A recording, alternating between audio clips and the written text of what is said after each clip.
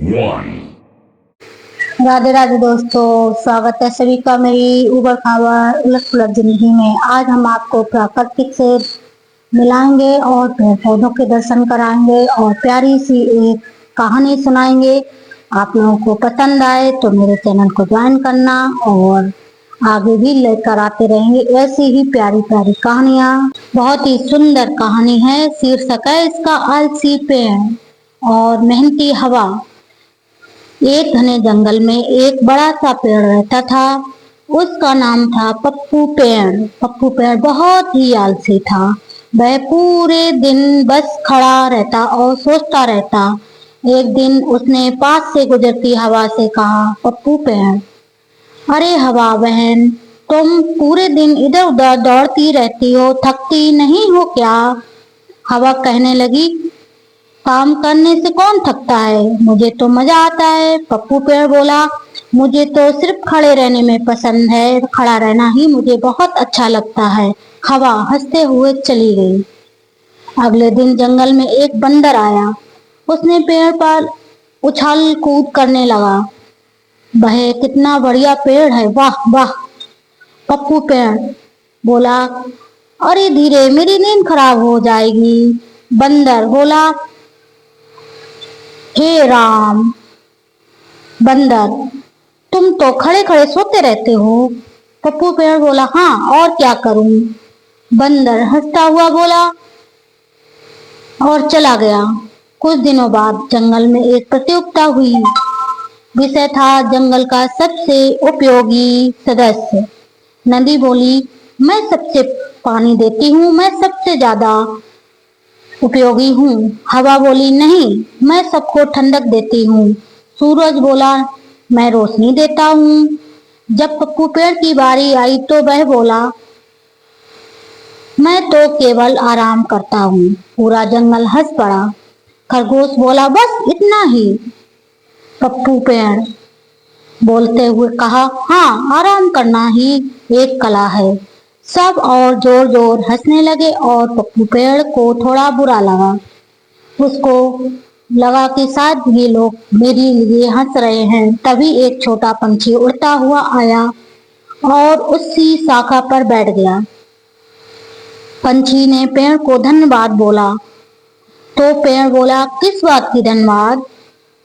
पंछी बोला, तुमने तो मुझे बैठने की जगह दी है। थोड़ी देर बाद गिलहरी आई। गिलहरी बोली, धन्यवाद। पप्पू पेड़ फिर से बोला, क्यों, मुझे क्यों धन्यवाद कर रहे हो? अब तुम किस लिए धन्यवाद दे रही हो मुझे? गिलहरी बोली, तुम्हारी शाखा पर मेरा घर है। फिर कुछ यात्री आए और पेड़ की नीचे छाया में बैठ गए। यात्रियों ने भी कहा, वाह, कितनी ठंडक है, कितनी शीतलता है, कितनी ठंडी ठंडी हवा है यहाँ पेड़ के नीचे। अब पप्पू पेड़ सोच में पड़ गया।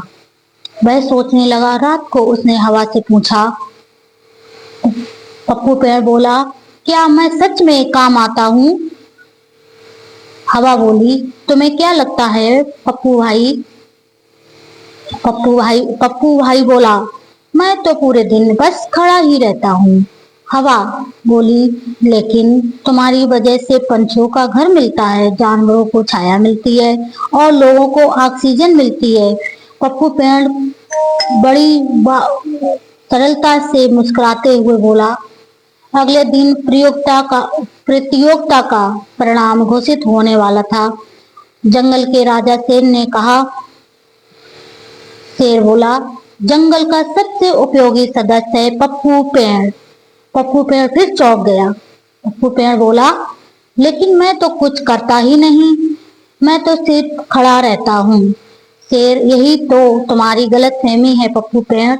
तुम बिना कुछ कहे सबकी मदद करते रहते हो। पूरा जंगल तालियां बजाने लगा। बंदर चिल्लाया। बंदर बोला, और सबसे मजेदार सदस्य भी यही है। सब हंस पड़े। पप्पू पेड़ गर्व से कहा, ठीक है, अब से मैं खुद को आलसी नहीं कहूंगा। हवा, बहुत बढ़िया, बहुत बढ़िया। हवा ने उसकी तारीफ की और पप्पू पेड़ बोला, लेकिन मैं एक बात बताए देता हूँ। हवा बोली, क्या? पप्पू पेड़ बोला, मैं केवल खड़े खड़े सोने की आदत कभी नहीं छोड़ूंगा। जंगल के सभी लोग हंसने लगे। पूरा जंगल फिर से हंसी से गूंज उठा। इससे सीख मिलती है आप लोगों को, मैं बताती चलूं। इस पूरी कहानी से हम लोगों को प्यारी सी एक सीख मिलती है, जिसको कहते हैं योगदान होता है हर किसी का। जितने भी सदस्य, कीड़े मकोड़े, पेड़ पौधे, जितने भी लोग दुनिया में हैं, प्राकृतिक के सभी पेड़ पौधों, हर जीव जंतु का कोई ना कोई योगदान होता है। जो काम छोटा या साधारण दिखता है, वह भी दूसरों के लिए बहुत ही महत्वपूर्ण है। ये प्यारी सी कहानी आप लोगों को कैसी लगी? आप लोग प्लीज बताना मुझे, और प्यारा प्यारा सा कमेंट करना। फिर से लाएंगे एक नई कहानी। इस तरह से पूरी कहानी का आनंद लीजिए, सुनिए और पूरा ब्लॉग देखिए। इसमें मैंने कितना सुंदर वातावरण दिखाया है, हरे भरे पेड़ दिखाए हैं और प्यारी प्यारी से फूलों का और नर्सरी है ना, ये बहुत ही सुंदर नर्सरी है। यहाँ पर हम लोग आकर पेड़ पौधे अपने ले जाकर अपने घर में लगा सकते हैं। बहुत ही सुंदर पेड़ पौधे यहाँ पर मिलते हैं।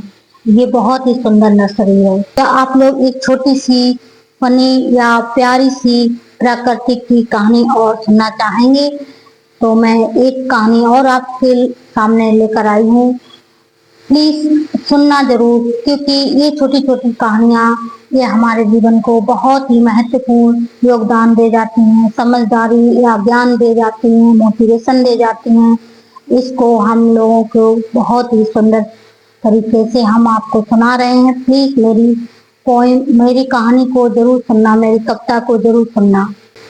एक दिन जंगल में मीटिंग बुलाई गई। सभी का प्राकृतिक चीजों का अपनी अपनी शिकायतें लेकर पहुंचे। पेड़ एक दिन रात को ऑक्सीजन देता है। पेड़ बोला, मैं रात को ऑक्सीजन देता हूँ और लोग मुझे क्या देते हैं? कुल्हाड़ी। नदी बोली, मेरी हालत तो और खराब है, लोग मुझे पानी की जगह कूड़ेदान समझते हैं, कूड़ा फेंकते हैं मेरे अंदर। सूरज बोला, मैं सुबह आता हूँ लेकिन लोग कहते हैं उफ कितनी गर्मी। बादल बोला, और जब मैं बारिश करूं तो कहते हैं यार आज ही बारिश बरसना था।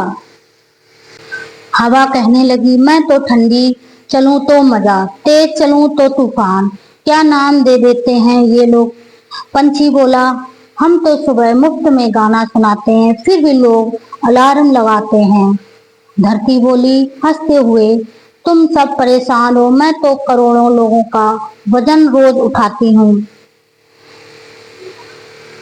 सभी हंसने लगे। तभी एक बच्चा आया और बोला, चिंता मत करो दोस्तों, हम सब मिलकर प्रकृति का ध्यान रखेंगे।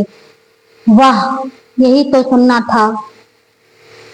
और इसी के साथ प्राकृतिक की मीटिंग मुस्कुराहट के साथ समाप्त हुई। प्रकृति का सम्मान करो, तभी जीवन आसान और खुशहाल होगा। हम प्रकृति को इतना प्रदूषित कर चुके हैं ना, कि प्राकृतिक हमसे बहुत ही नाराज है। इसलिए हम लोगों को प्राकृतिक की चीजों का बहुत ही ध्यान रखना चाहिए। पेड़ पौधों का, नदियों का बहुत साफ सुथरा रखना चाहिए। लेकिन हम लोग अपना ही सोच लेते हैं, पेड़ पौधों को काटते हैं और नदियों को बहुत ही प्रदूषित। देखा है आपने, न्यूज में देखते हैं कभी कभी नदियों के बारे में लोग वीडियो बना के डाल देते हैं। इतना गंदगी फैला रखा होता है ना, लोग समझते हैं नहीं है, घूमने जाते हैं उधर उधर कचरा। प्राकृतिक के लिए बहुत ही नुकसानदायक, ये प्राकृतिक को नुकसान होता है। हम लोगों को बहुत ज्यादा इससे दिक्कत आती है, पता है, सबको मालूम होता है, लेकिन कोई भी उसको जिम्मेदारी को अपनाना नहीं चाहता। मर्जी होता वहां कूड़ा फेंक देते हैं, पेड़ पौधे काट लेते हैं। काटना होता है उसको भी काटते हैं, नहीं काटना होता उसको भी काट देते हैं। इस वजह से आज इतना प्रदूषित हो चुका है वातावरण कि बीमारियां फैल रही हैं। जिधर देखो उधर हर मौसम के हिसाब से बीमारी लग जाती है शरीरों में। ये सब वातावरण की वजह से है। बताया, आप थोड़ा सा इस नर्सरी के बारे में बताते हैं। ठीक है, ये नर्सरी बहुत ही सुंदर लग रही थी। मैं घूमने गई थी तो इसमें रुक गई। यहाँ पर ना बहुत ही सुंदर सुंदर पेड़ पौधे थे, बहुत ही ठंडक लग रही थी। पता है, हम यहाँ से बिल्कुल भी मन नहीं हो रहा था कि घर वापस आए। इतना खूब एंजॉय किया मैंने, पूरी नर्सरी में घूमते रहे, घूमते घूमते फिर जाकर हम आए। फिर यहाँ नल था, प्यास लग रही थी, पानी पी लिया मैंने हम लोगों ने। फिर हमने कहा चलो इस यहाँ पर उतर जाते हैं, थोड़ा सा वीडियो शूट कर लें। फिर हम वीडियो शूट करने के लिए अंदर चले गए। नर्सरी में बहुत देर तक घूमते रहे हम नर्सरी के अंदर। है यहाँ से इतने सुंदर सुंदर फूल लगे हुए हैं, आप लोग आओ लेकर जाओ। मैं ना एक ले जाऊंगी, ये वाला ले जाऊं कि नहीं आप लोग बताना, ठीक है? कितने सुंदर लग रहे हैं। मेरा ब्लॉग नर्सरी का कैसा लगा आप लोग बताना, ठीक है? Bye bye.